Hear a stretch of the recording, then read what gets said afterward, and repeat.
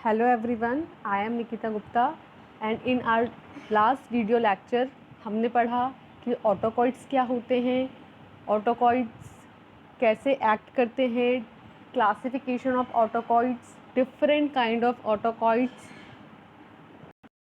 और उनमें फर्स्ट हमारा जो ऑटोकॉइड्स था वो था हिस्टामीन।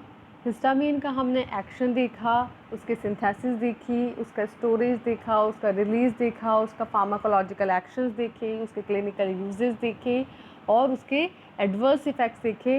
अब हम वो एजेंट्स पढ़ेंगे, वो ड्रग्स पढ़ेंगे जो हिस्टामीन के अगेंस्ट वर्क करते हैं। मीन्स कि जब हमारी बॉडी में हिस्टामीन इन एक्सेस अमाउंट में हो जाएगा तो उसको उस कंडीशन को ट्रीट करने के लिए हम क्या देंगे, हिस्टामीन एंटागोनिस्ट देंगे जो हिस्टामीन के एक्शन को अपोज कर देंगे और एक बैलेंस कंडीशन मेंटेन करेंगे।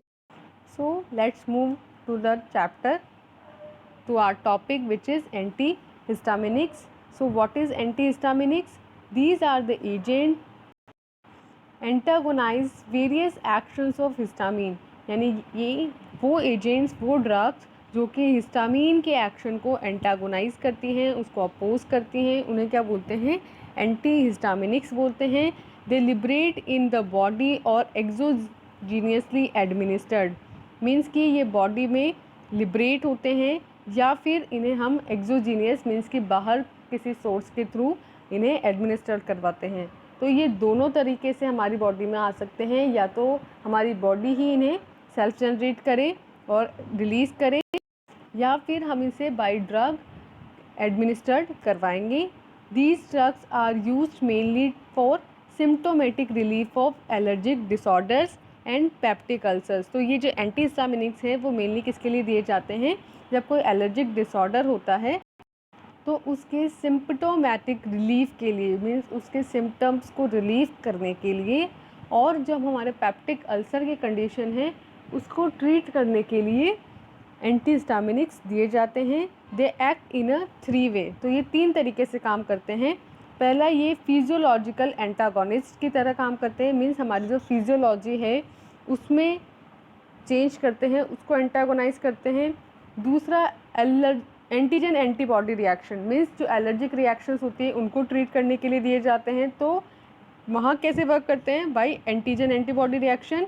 और थर्ड, ये क्या करते हैं? रिसेप्टर एंटागोनिस्ट, मीन्स रिसेप्टर्स को एंटागोनाइज करके ये वर्क करते हैं। तो पहला है अपने फिजियोलॉजिकल एंटागोनिस्ट, जिसके अंदर आते हैं आपके एड्रेनलिन। ये कैसे एक्ट करते हैं? By inhibiting the release of histamine from the sensitive mast cells, means जो सेंसिटिव मास्ट सेल्स होती हैं वहाँ से ये रिलीज़ होते हैं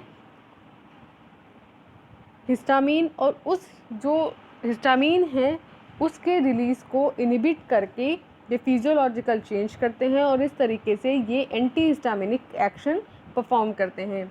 दूसरा है हमारा एंटीजन एंटीबॉडी रिएक्शन, जिसमें क्या होता है, जो डाइसोडियम क्रोमोग्लाइकेट है, निडोक्रोमिल सोडियम है, कैल्शियम चैनल ब्लॉकर्स हैं, लोराटिडीन है एंड सिट्राजीन है, ये जो हैं एंटीजन एंटीबॉडी रिएक्शन परफॉर्म करते हैं।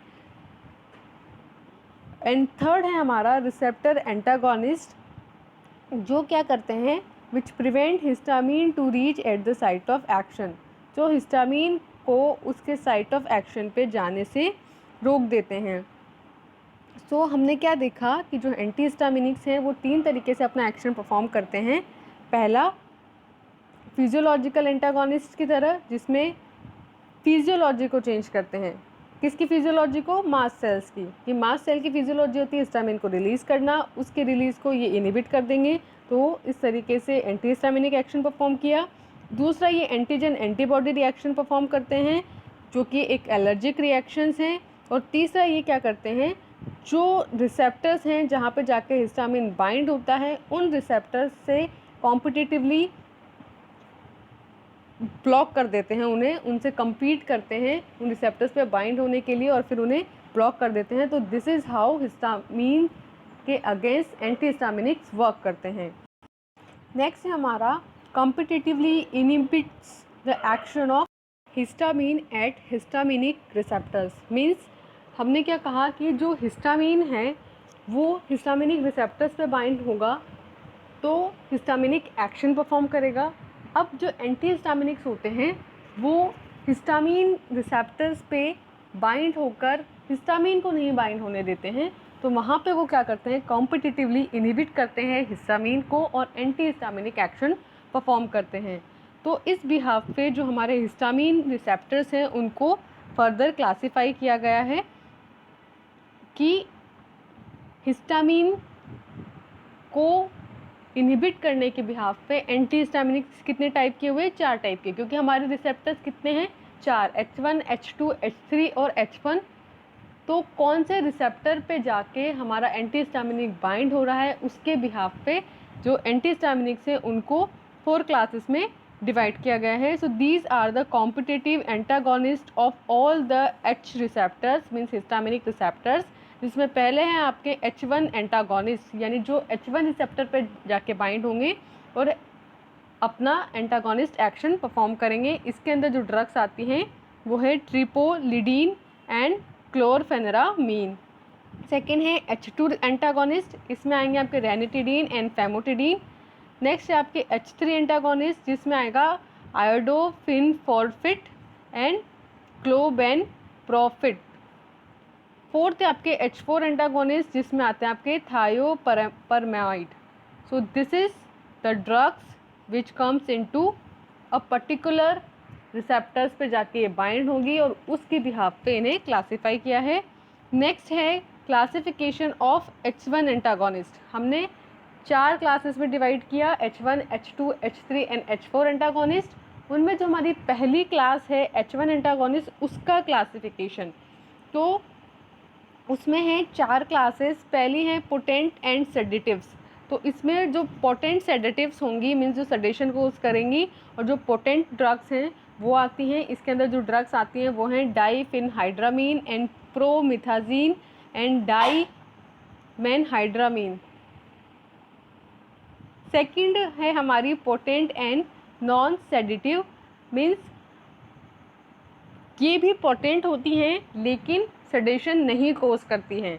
तो इस क्लास की जो ड्रग्स हैं वो हैं ट्रीफेलामीन, क्लोरसाइक्लिजीन एंड क्लोरफेनेरामीन। थर्ड है हमारी less potent and less sedative, means इस क्लास की जो ड्रग्स हैं वो पोटेंट भी नहीं होती हैं और वो सेडेशन भी नहीं कोज करती हैं। तो उनमें आती हैं फिनरिनामीन, फिनोइंडोनेन एंड मीपायरामीन।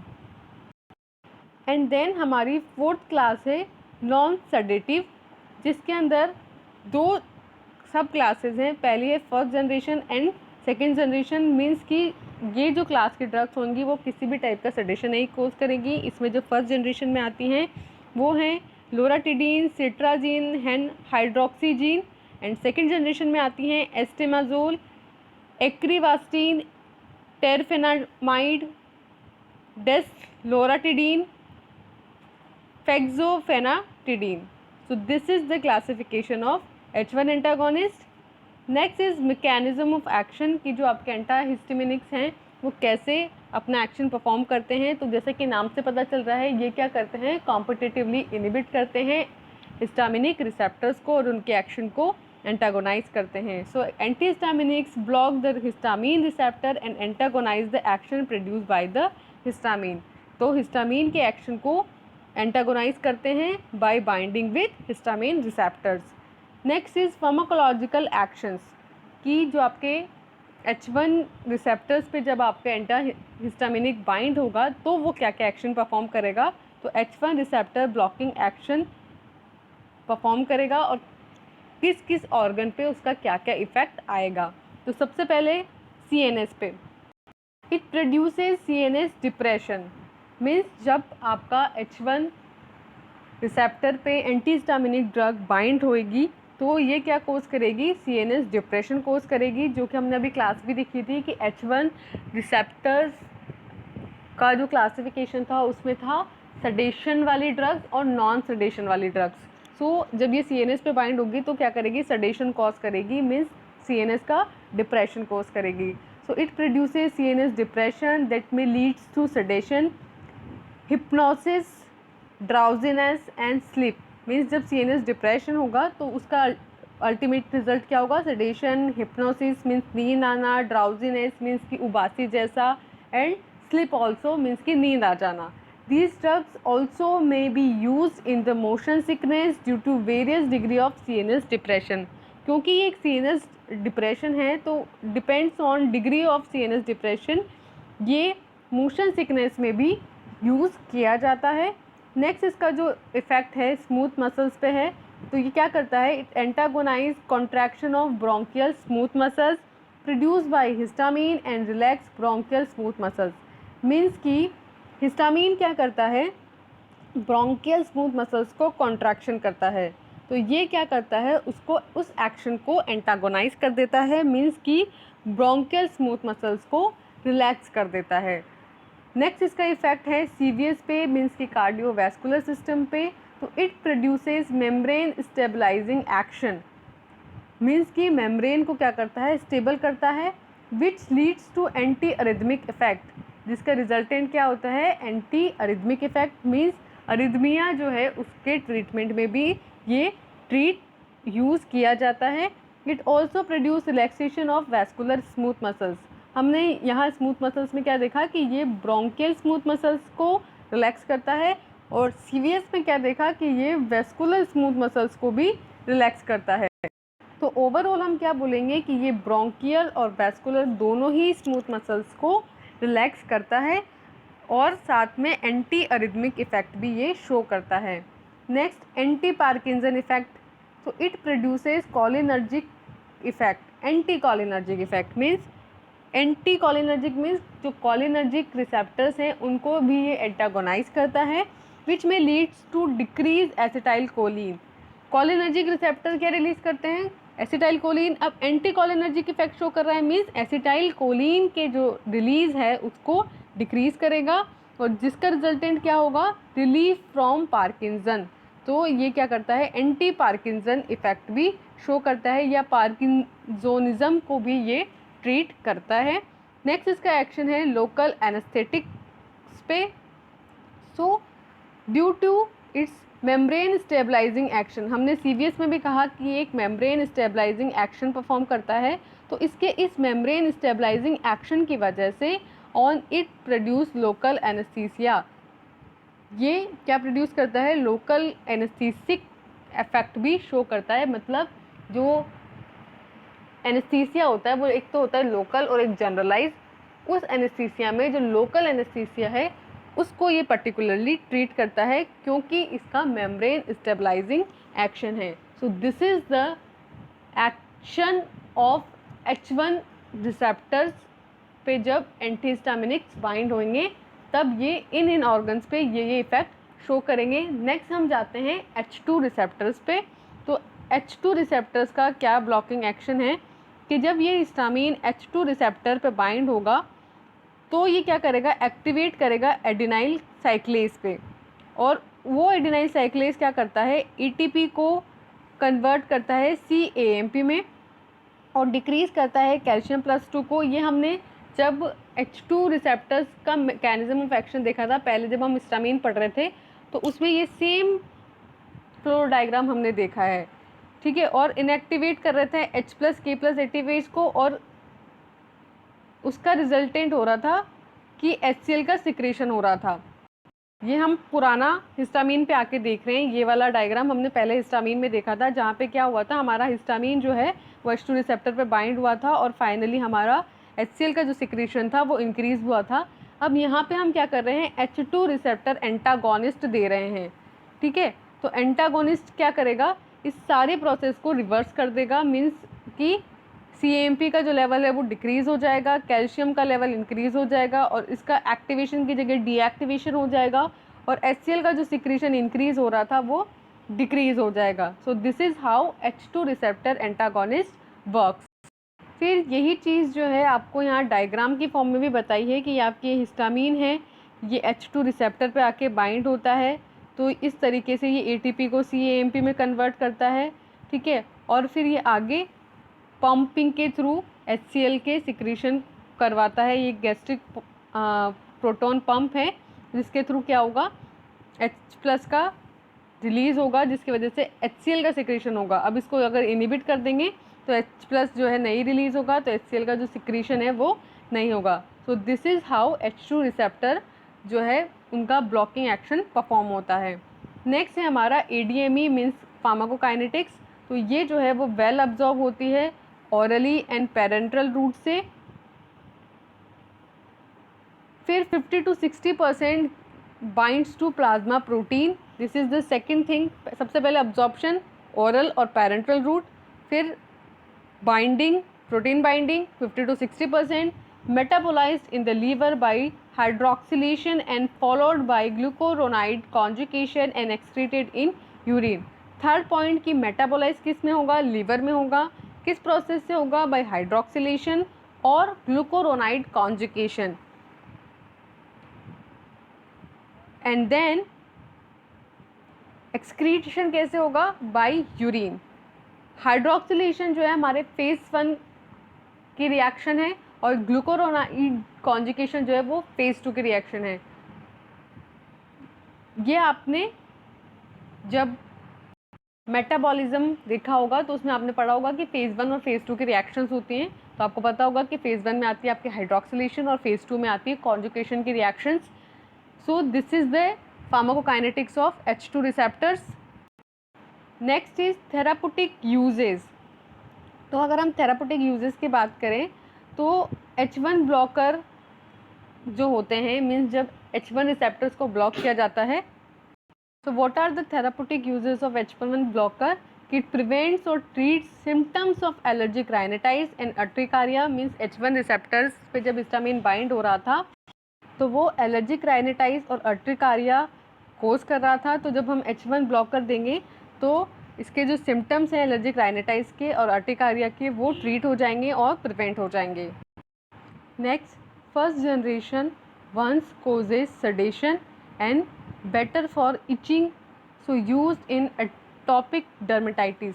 मीन्स हमने जब H1 रिसेप्टर्स ब्लॉकर का क्लासिफिकेशन देखा था तो उसमें हमने एक नॉन सडेटिव में 2 क्लासेस पढ़ी थी, first generation and second generation. उसमें जो फर्स्ट जनरेशन की ड्रग्स होती हैं वो एट वंस तो कॉजेज करती है सडेशन बट आफ्टर बेटर होती हैं फॉर ईचिंग। सो इसलिए उसका यूज़ किया जाता है एट्रोपिक डर्मेटाइटिस में। जबकि जो आपकी सेकेंड जनरेशन की होती हैं ones are non sedation preferred for hay fever, means कि वो कोई सडेशन कोर्स नहीं करती हैं और प्रिफर की जाती हैं हे फीवर के ट्रीटमेंट पे।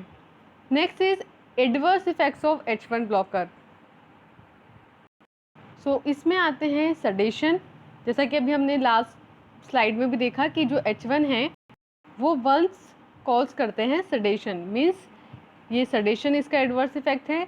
सेकेंडरी है इसका एंटी कॉलिनर्जिक एक्शंस, मीन्स ये एंटी कॉलिनर्जिक जो ड्रग्स होती हैं उनके लाइक एक्शन परफॉर्म करती है, जैसे कि dry mouth, urinary retention and constipation and drug allergy with tropic agents. Means जब इसको टॉपिकली आप अप्लाई करते हो तो ये एलर्जिक भी कोज करती हैं। टॉलरेंस आफ्टर प्रोलॉन्ग यूज़, जब आप इसको बहुत लंबे टाइम तक यूज़ करते हो तो ये टॉलरेंस डेवलप कर लेती है। तो this is also adverse effects of H1 blocker.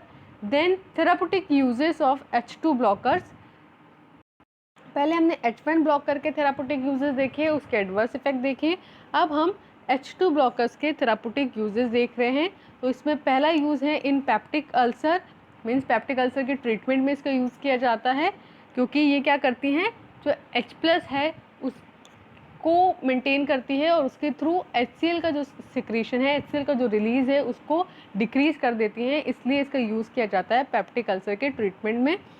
फिर सेकेंड है ड्यूडोनल अल्सर, उसमें भी सेम अल्सर को किस तरह ट्रीट करेगी, HCl के रिलीज़ को डिक्रीज़ करके। थर्ड, जॉलिंजर इल्सन सिंड्रोम के ट्रीटमेंट में, जिसमें क्या होता है हमारे स्टमक में ट्यूमर्स हो जाते हैं जिसका रिजल्टेंट होता है बहुत ज़्यादा अमाउंट में HCl जो है वो रिलीज़ होने लग जाता है। HCl की बहुत ज़्यादा रिलीज़ होने से क्या होता है, पेप्टिक अल्सर की कंडीशन फर्दर कोज हो जाती है। So this is how happened in Zollinger Ellison syndrome. Next है गैस्ट्रोइसोफेजियल रिफ्लक्स। मीन्स जो हमारा गैस्ट्रिक एसिड है और जो ईसोफेगस है उसमें रिफ्लक्स हो जाता है, मीन्स कि उसमें HCl का जो अमाउंट है वो इंक्रीज़ हो जाता है। नेक्स्ट हार्ट बर्न, तो आपने नोटिस किया होगा जब ज़्यादा HCl हमारे स्टमक में प्रोड्यूस होता है तो उसकी वजह से चेस्ट में एक स्लाइटली पेन होता है, तो उस कंडीशन को बोलते हैं हार्ट बर्न, जो जब हम H2 ब्लॉकर लेंगे तो उससे वो ट्रीट की जाती है।